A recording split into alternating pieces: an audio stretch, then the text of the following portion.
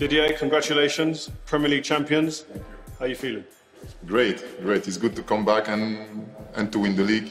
It's an amazing feeling, really. I mean, looking back over the season, can you mention any defining moments in the season? I think personally, my first game, the when I came on, the reception at Stamford Bridge was amazing, and after that, there's some key games like the one against Man U, where I started for the first time and I scored my first goal since leaving the club. And for us also, it was a good test. After Man City, we wanted to see if we could challenge Manchester United, and we did quite well. What part of the season did you get the smell? Because when you're going for titles, you know what it's like. There becomes moments where you say, we can win this. We have a chance here.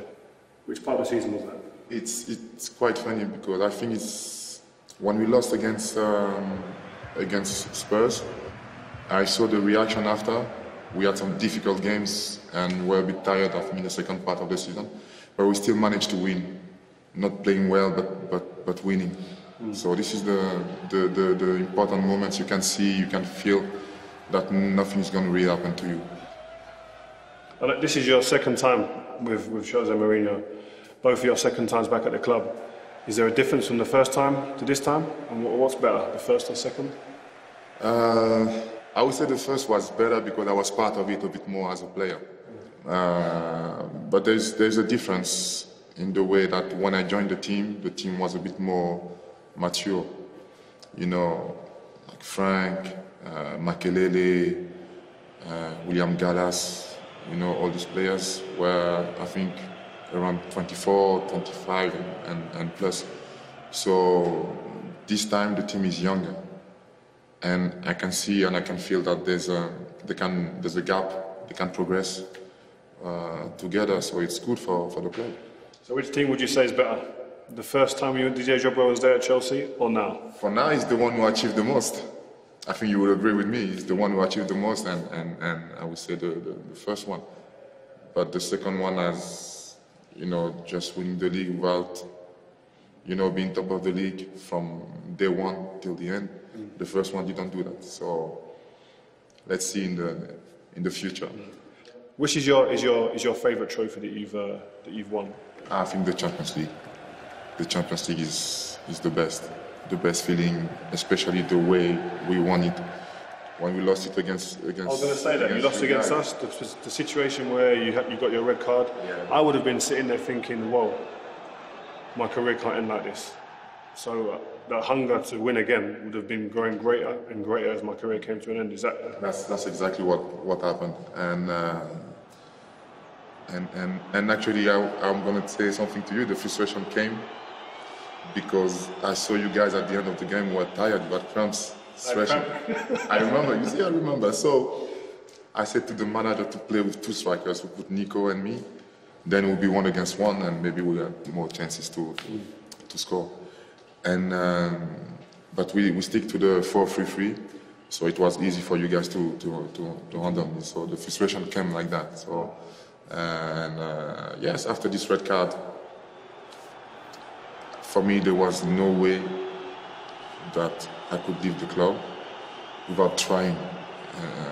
Did you feel a sense of responsibility? Did you take any responsibility for losing that game on your shoulders?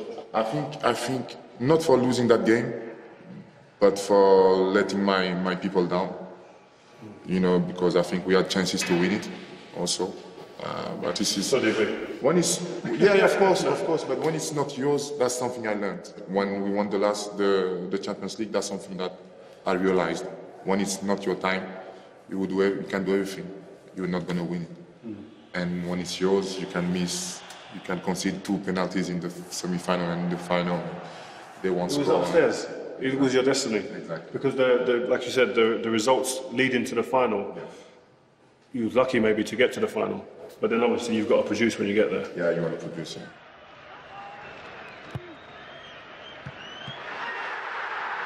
So Didier, 2012, Bayern Munich, 88th minute, goal, Didier Drogba. Winning penalty, Didier Drogba. 4 FA Cup finals, goals, Didier Drogba. winning medals on Didier Drogba's neck. The ultimate big game player. How do you achieve this?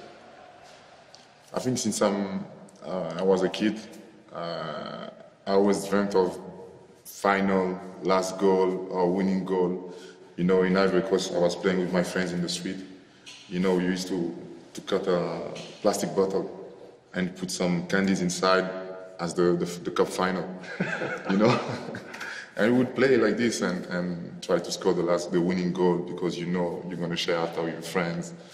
And I think I just love being in front of people. And I think for me, football is a game, competitive game, but it's also a way to entertain people. And when I'm there, I want people to have fun. When I go to the stadium and watch the games, I want to have fun. So I try to give them fun by scoring goals in big games, and after it becomes like a good habit. Mm-hmm. You know, you want to score more goals in more finals and have an impact on the game. So just talking about some individual battles over the years, obviously we played against each other quite a lot over the years, tough games. Who's been some of your most enjoyable and toughest battles you've played against? I've always said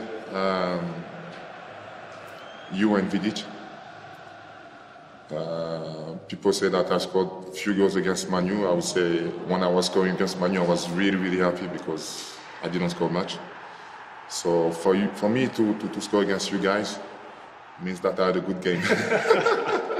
So you two and Carles Puyol, because he's tough, he's a very good defender, but he's a gentleman.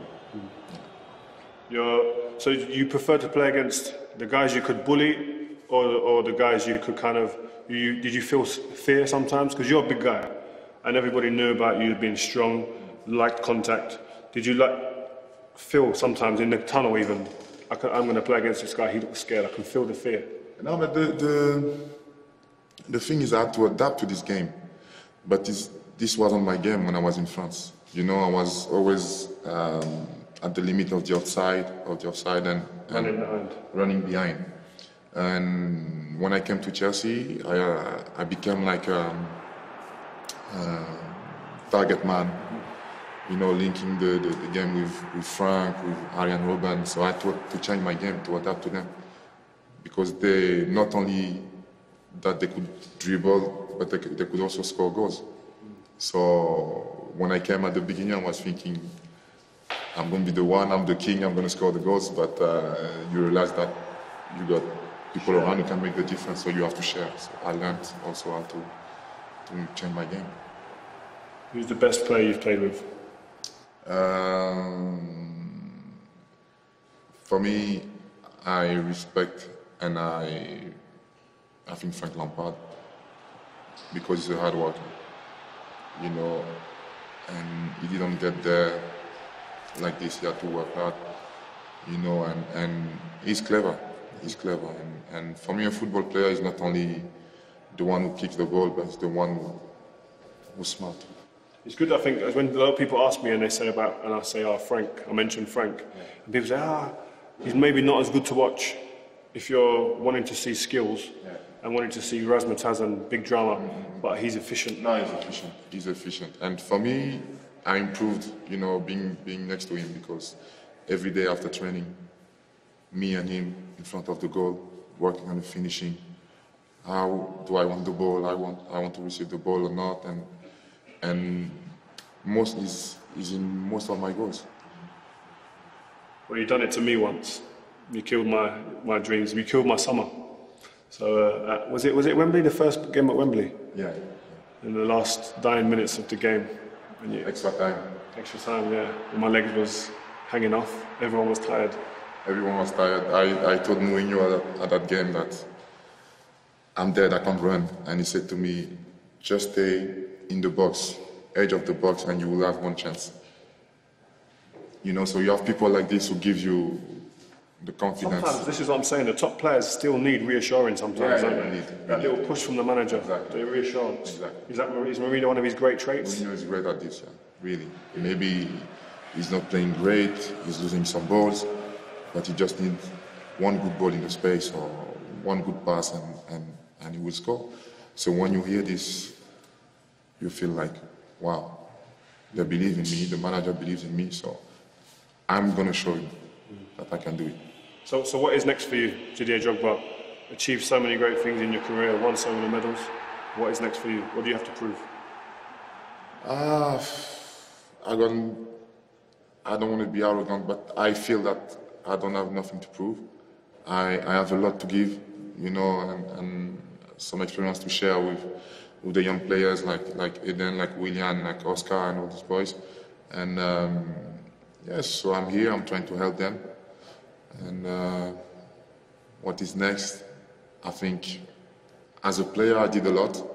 I achieved a lot, more than what I expected when I decided to make football my profession. And as a man, I just want to be accomplished, you know, to focus on my foundation, save lives, you know. This is something really important to me. So it's the next challenge. Does that go back to your childhood? Because I've always seen you doing a lot of charitable work, not just in your own country, but around the world. And it seems like you've got a genuine passion for it. Does that come back from the way you was brought up? Yeah, I think because I think that we, as a family, my dad was the first of the family, so he was the one who had to take care of all his sisters and brothers. And we, as kids, we lived together in a small place, so we had to share. You know, we had this thing where you have to share. You cannot eat alone. Like it's really bad. You know, you always have to share. So this is something I think that I still have, and which is very important for me. Didier, thank you. Thank you. I appreciate your time. Thank you.